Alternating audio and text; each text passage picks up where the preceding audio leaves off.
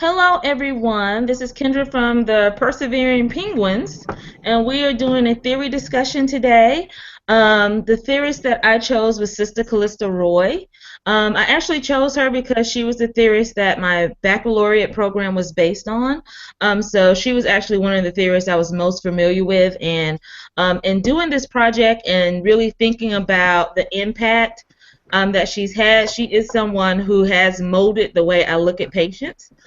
So she has greatly influenced how I look at someone when I'm caring for them. She is an adaptation model, is what her theory is based on, and it is based off of the physiologic mode, self-concept, role function, and interdependence. So in thinking back, what I've realized is that is exactly how I look at every single patient. Every time I look at a patient, I look at what is physically going on with them, but I automatically think about how they feel about what's going on. I also think about how this hospitalization, if they're hospitalized, is going to affect their role.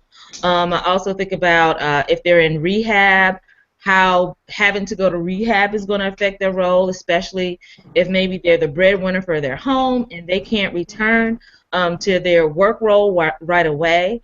And then with interdependence, who do they have to depend on if they have someone? Because sometimes they don't. Or sometimes they have people, but they're so used to being independent, they don't realize the people that they can then depend on during that particular hospitalization or illness, or in their while they're in the process of healing. And moving forward, I actually realize since I'm working with students right now, I still actually use Roy's adaptation model even as I deal with students. For them, school definitely is a challenge. Some of them haven't been back to school in years. For some, the level of accountability and responsibility at this level is something they're not used to. And as I deal with the students, I continue to think about the issues that are going on. Some of them actually have a lot of physical issues, chronic diseases that they still deal with in school. So I think about that impact and how it affects their role as a student nurse. I think about how it affects their role as still also being in school and being a mother or a wife or a father. We have some people who take on siblings and take on, nieces and nephews, and how that role may be affecting them being a nurse. And again, the great effect that a student nurse has on their typical family roles, trying to balance work and being a student for some of them. And then again, how do they feel about it? Their self-concept, how they do in school, how does that affect them? The goals that they want to accomplish to possibly change their role, and then the interdependence of their community that they've built around themselves to be successful as students. So um, whether I want to or not, Roy has apparently been ingrained in me, and I cannot get away from Sister Callista Roy. Very good. This is Donata, and I chose a contemporary leadership model. This was by James McGregor Burns, and that's in page 262 of our theory book. He maintained that there are two types of leaderships in management: the transactional leader and the transformational leader. And the transactional leader is viewed as a traditional manager and a manager who is concerned with day-to-day operations, where the transformational leader is a long-term visionary who can inspire and empower others with his or her vision. I'm basically going to be talking about the transformational leader because I feel that affects my nursing profession the most. Characteristics of a transformational leader include strong commitment to the profession and to the organization, and the ability to help their followers look at old problems in new ways. It's the ability to excite and motivate followers to produce extra effort to achieve goals. And the hallmark of the transformational leader is vision and the ability to communicate that vision to others so that it can be a shared vision. So there's four components to being a transformational leader, and that's intellectual stimulation, which focuses on the nurse leader's ability to facilitate and encourage his or her nursing practice to exercise problem-solving and critical thinking skills, as well as creative and innovation approaches to daily tasks of other situations that arise. So basically, we want to address the situation and then ask our nursing staff for their ideas and how to handle it and to encourage their contribution towards the resolution. Individualized consideration requires that nurse leaders to recognize and express concerns appropriately about his or her nursing staff as individuals with their own strengths, needs, and feelings. So we do this with mentoring and supporting each individual's nurses' growth through professional development opportunities.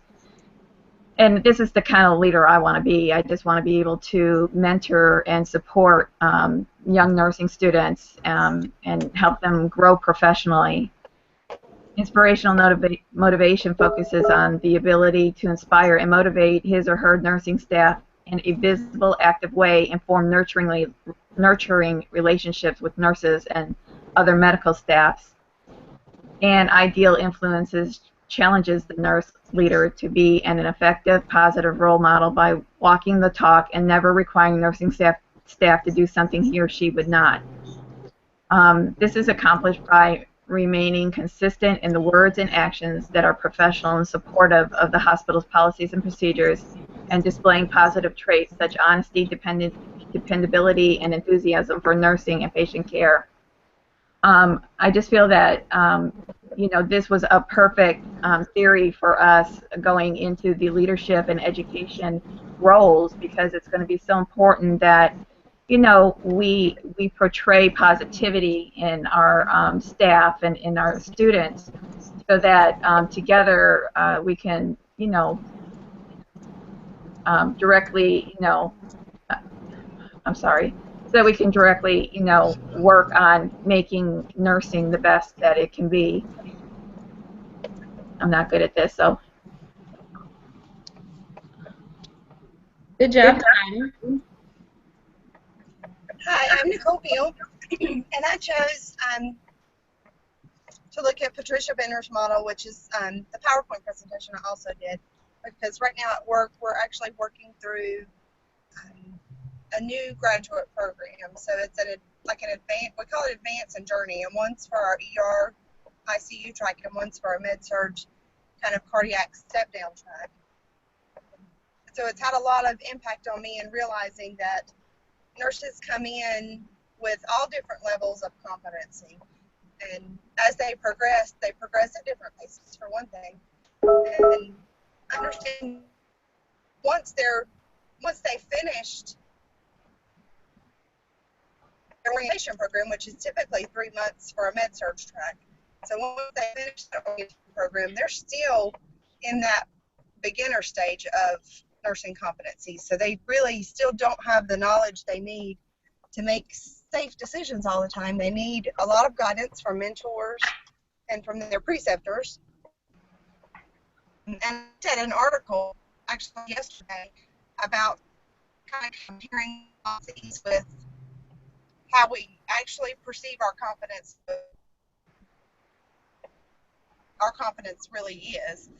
And I found it interesting that nurse managers actually rated the nurse's competency higher than the nurse themselves did. And looking at that, just kind of makes me realize that maybe I might be pushing my staff a little bit too hard, because maybe I'm doing the same thing and I feel like they're doing a great job. They're really where they need to be, and maybe they're really not. Maybe they're still just kind of struggling through it, where I perceive them as being very competent and making the right decisions for the most part. Hi, I'm Serena. I'm doing Jean Watson's theory of care, basically because caring is the essence of nursing. We all do it. She's got her 10 curative factors, and I feel like we use these every day. I don't want to list them all off because that's just a lot.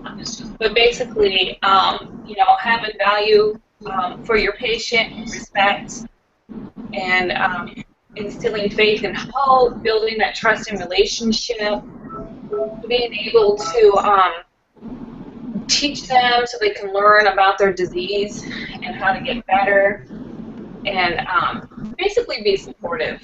I like this, like I said, this model because we use it every day. I didn't even realize that I was using this every day until I got to this program. Because I just like how you can assist the patient to gain control of their situation, and they become knowledgeable of their disease, and that promotes health changes for them, so they don't have to come back into the hospital, so they can take care of themselves, or be more compliant with their.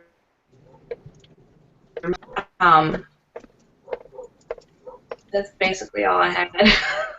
Sorry, it's really short.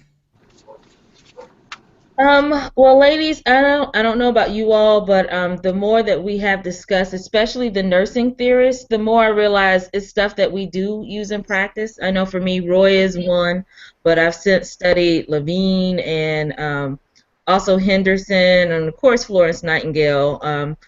We've all had to study research and see the impact of research and the importance of looking at our outcomes. So I just didn't know if anybody else kind of had that aha moment of most of these theorists, whether, I mean, we realistically, I know for me, I don't think about these theories on an everyday basis when I'm actually applying the theories. I was just I had that same thought the other day. I was like, wow, I totally use this at work. And I didn't even realize it. And there was somebody posted the other day about, I can't remember, I think it was Henderson. I said I was going to try to implement more on my floor because I just liked what she had to say, and it just made sense.